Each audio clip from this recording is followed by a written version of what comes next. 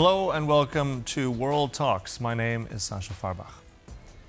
On Sunday, September 7th, Ukraine faced its largest ever Russian drone and missile attack, hitting civilians, residential buildings, and for the first time, the cabinet of ministers. Now, to understand the scale of the destruction and what this escalation means for Ukraine and the world, we're joined now by Mariia Ionova, Ukrainian MP and co-founder of the Ukrainian Women's Congress. Thanks so much for joining us here on TVP World.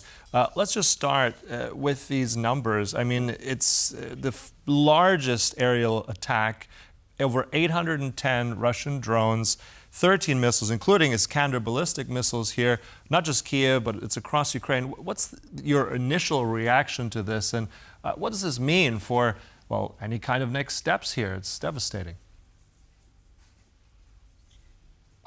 Sorry to be very direct, but probably I will start from the statement which Polish Prime Minister Donald Tusk said. It was very clear that there is no sense in delaying a really strong response or in trying, to appease Putin. And in this regard, of course, the United States and Europe, not just we have every day to discuss with you the quantity, I think, of the missiles, what we have every day. So I think that we have to unite and we must force Russia into an immediate ceasefire. I fully agree with these words because these words that reflect today's reality. And as you are asking me about the drones, so this recent record attack, which about 850 drones against Kyiv, was not just a random act of terror. And believe me, unfortunately, it is not the maximum which Russians can do. They can do more, unfortunately. So that is why this terror, it was planned. And Russia wanted to show strength and to show that it can still strike at the very heart of Ukraine. And it's also about the governmental premises. So by sending so many drones and missiles, Moscow also wanted to send a signal to our allies that hesitation has a price.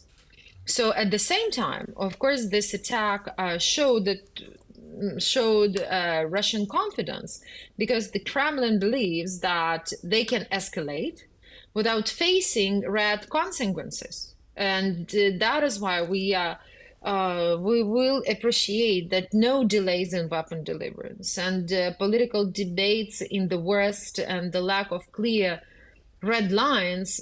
So all this gives Moscow the feeling that they can act freely. So the message is simple. While the West is hesitate, we attack again and again. I mean, this Russian wanted to say. So I think that these strikes also are not only about Russian ruthlessness. It's also, they would like to show the disrespect for human life, disrespect for international law, disrespect for diplomacy, because of course we see the will and also the operative some tools which USA and Europe are trying to show. But again, by targeting civilians on purpose, Russia sends a message of contempt, not only to Ukraine, but also to the world. Mariia, on that subject of messaging, if I can ask, right? I mean, you're saying Russia is sending a message. It's also just a week ago, I remember that there were also attacks indirect, or maybe on purpose, maybe not, but also on the European Union's representation offices in Kyiv as well. So he said that message is there. It's now in a week's time. Now, what is key now is, as you said, a strong response. What's next? One person who will really matter now is President Donald Trump. Let's just share with you a clip here of what he said as a result of all this. Well, we're going to see. I mean, we have some very interesting discussions. You know, certain European leaders are coming over to our country on Monday or Tuesday, and individually. And I think we're going to get that settled. I think we're going to get it settled. When do you plan to speak to President Putin next? And what Very soon, over the next couple of days. Look, we're going to get it done.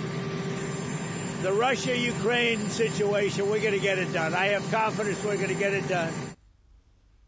All right, so a little bit hard to hear there. He said, we're going to get it done, saying about the Russia-Ukraine situation, also saying that European leaders will be coming to the White House, it seems, over the next couple of days.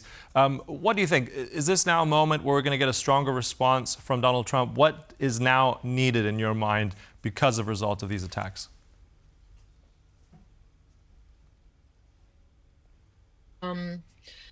You know, all this postponed, all the messaging, unfortunately for us, it costs life. And of course, we need very good air protection. We need secondary sanctions also, and immediate. That is why, of course, we appreciate it's not only about USA. Yes, Donald Trump, the president, he took this responsibility that he is leading this process.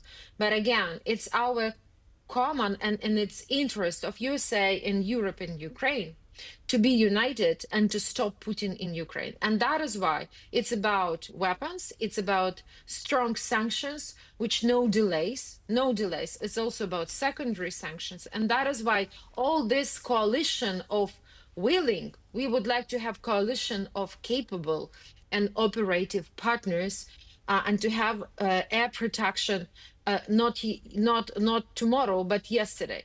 And that is why we kindly ask, and it's not, how to say, it will be worse. 825 drones tonight, that's not the limit for Russia. They will do more.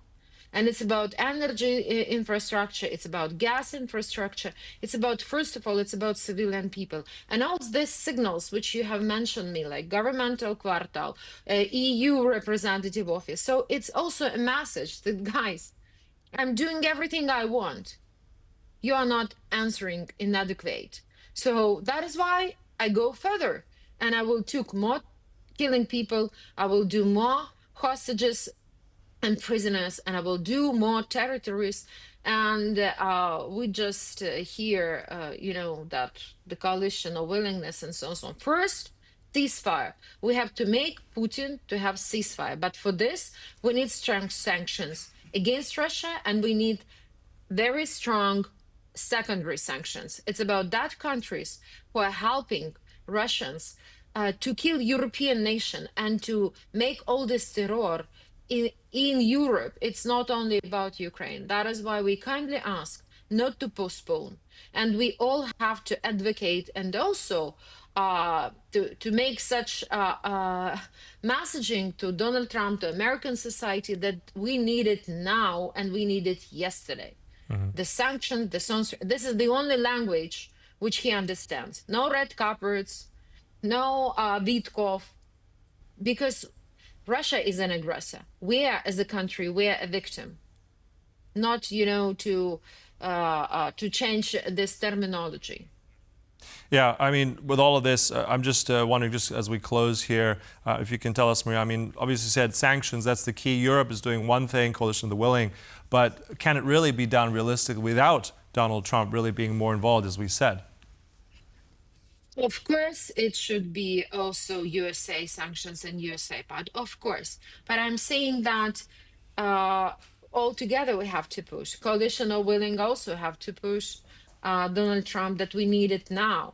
But unfortunately, there are also a lot of European countries who, for example, do not want to freeze Russian assets and to give it to buy weapon for Ukraine and to air protection for Ukrainian civilians and energy infrastructure. So there are still, unfortunately, such European countries. There are a lot of production of spare parts for Russian weapons in European countries.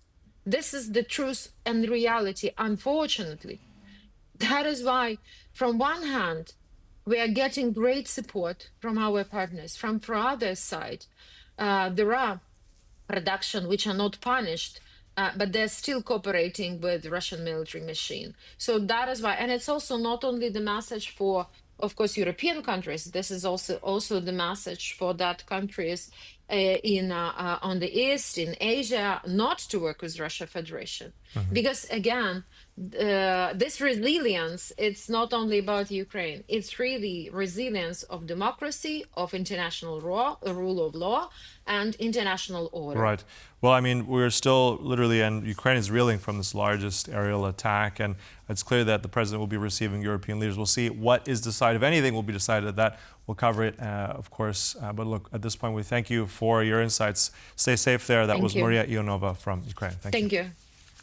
And thank you for watching World Talks. There's more coming up right here on TVP World, so don't go away. Goodbye.